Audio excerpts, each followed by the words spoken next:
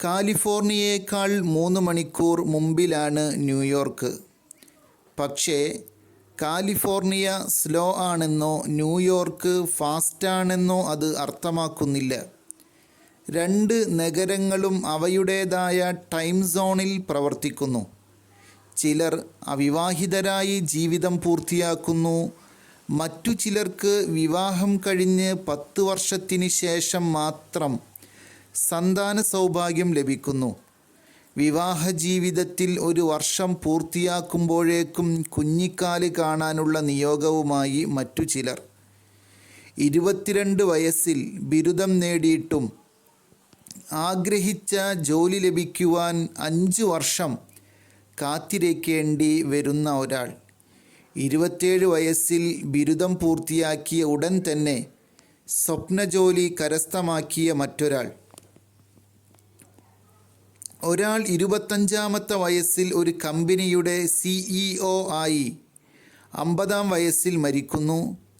വേറൊരാൾ 50-ാം വയസ്സിൽ മറ്റൊരു കമ്പനിയുടെ CEO സ്ഥാനം ഏറ്റെടുത്ത് 90 വയസ്സ് വരെ ആ കമ്പനി ഭരിക്കുന്നു. സ്വന്തം ടൈം സോൺ ആധാരമാക്കിയാണ് ഓരോ വ്യക്തിയും പ്രവർത്തിക്കുന്നതും ജീവിക്കുന്നതും. ഓരോരുത്തർക്കും സ്വന്തം ജീവിതതാളത്തോട് സമന്വയിച്ചാണ് കാര്യങ്ങൾ പൂർത്തിയാക്കുക.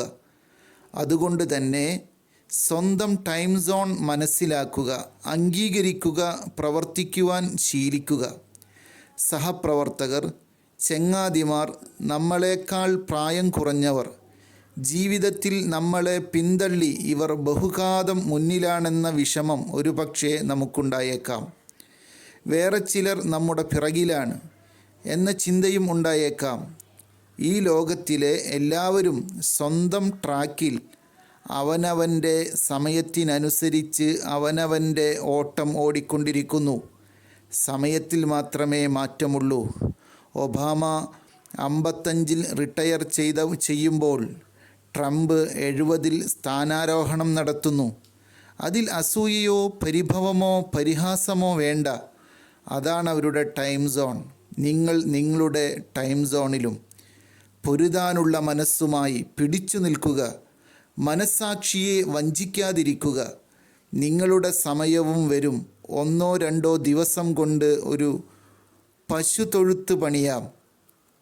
നല്ലൊരു വീട് പണിയാൻ മാസങ്ങളോ വർഷങ്ങളോ വേണ്ടി വന്നേക്കാം. ഒരു ദേവാലയം പണിയാൻ പതിറ്റാണ്ടുകൾ വേണ്ടി വന്നേക്കാം. നിങ്ങളൊട്ടും വൈകിയിട്ടില്ല, ഒരിക്കലും നേരത്തെയുമല്ല. നിങ്ങൾ നിങ്ങളുടെ ടൈം സോണിലാണ്. അത്രമാത്രം. അതിനെ ക്രിയാത്മകമായി ഉപയോഗിക്കുക.